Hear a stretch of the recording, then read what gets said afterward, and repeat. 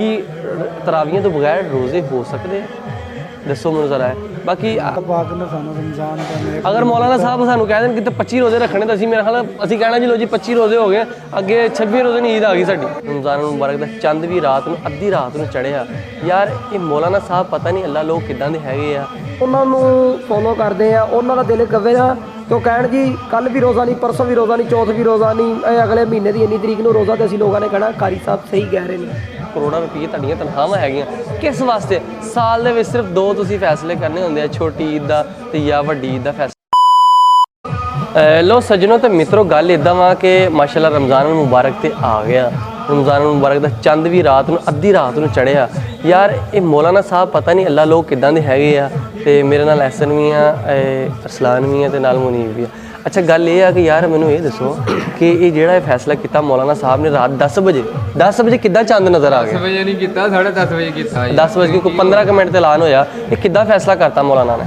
भाईजान मसला गल दा ये हैगा वा, मसला गल दा ये आ कि असी सारे लोग सानू असी पढ़े लिखे गुमराह किया गया, सानू अकल भी आ, हर चीज़ का पता भी आ, लेकिन असी लोगों ने उन्होंने अगे किया होया वा मौलाना साहब है फलान फलान फलान फलान जो भी नाम ने, असी उन्होंने फॉलो करते हैं। उन्होंने दिल कवे ना तो कहण जी कल भी रोज़ा नहीं, परसों भी रोज़ा नहीं, चौथ भी रोज़ा नहीं, अगले महीने की इन्नी तरीक नूं रोज़ा, तो असी लोगों ने कहना कारी साहब सही कह रहे हैं, असी उन्होंने पिछे हैं। लेकिन उन्होंने भी चाहिए वा कि तुसी अगर तुहानू इस सीट का मुकाम मिलिया वा, तुहानू इस मुकाम तक लोगों ने पहुँचाया वा या मुसलमानों ने तुहानू सिलेक्ट किया वा, तो तुसी जिहड़ा ऐलान तो 10 बजे करते पे हो, तुसी 8 बजे ना कर दवो। लोग तराबियां पढ़ लेना। असीं हुण मस्जिद विच गए सी तराबियां पढ़न लई, तराबियां दिखाण लई, तुसी यकीन करो 10 बंदे रमज़ान शरीफ होवे तो यार 10 बंदे तराबियां पढ़न, एडी वड्डी मस्जिद। रात 12 बज के 20 मिनट हो गए, ठीक है यार। अजीब गल हैगी है, कुछ लोग पिंड वाले होंदे वो बेचारे सौ जाते हैं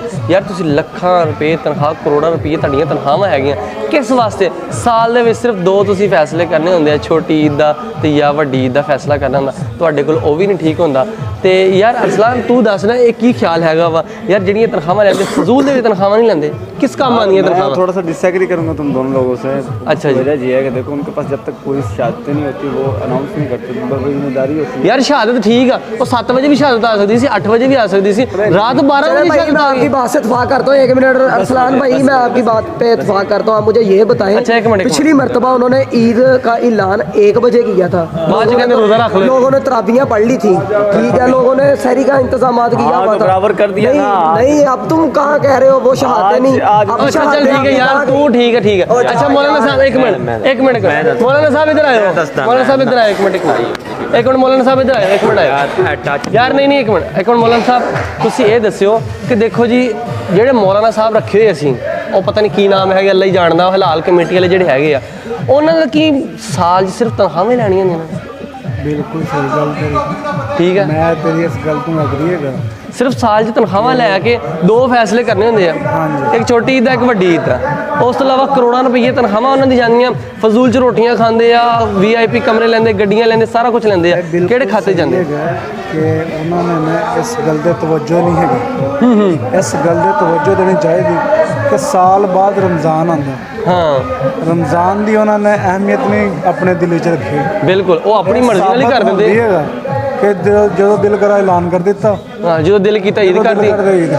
ਇਹਦਾ मतलब इस दफा कहना 25 रोजे हो गए जी, 25 रोजे, बाकी 5 रोजे नहीं शुक्र अदा करने का अल्लाह पाक ने सानू रमज़ान का नेक। अगर मौलाना साहब सानू कह दें कि 25 रोजे रखने तो मेरा ख्याल असीं कहना जी लो जी 25 रोजे हो गए, अगे 26 रोजे नहीं ईद आ गई साडी। हाँ, इदां ही धक्के नाल ईद भी कर देनी उन्होंने। तो बाकी यार ये गल है कि मेरे हुण जिहड़े पिंड च लोग सुत्ते होने उन्होंने तो नहीं पता ना सुबह ईद है, मतलब सुबह रमज़ान मुबारक है कि तरावियां तो बगैर रोजे हो सकते हैं?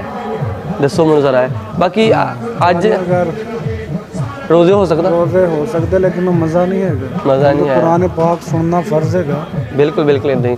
तो बाकी यार तुसीं खुद फैसला करो कि जिहड़े मौलाना साहब बैठे हुए असीं लखां करोड़ां रुपये इन्हां नूं तनख्वाहां दिंदे, किहदे वास्ते दिंदे, क्यों दिंदे? अगर ये फैसले ही ठीक नहीं कर सकते तो दफा करो, असीं इन्हां नूं की करना रख के।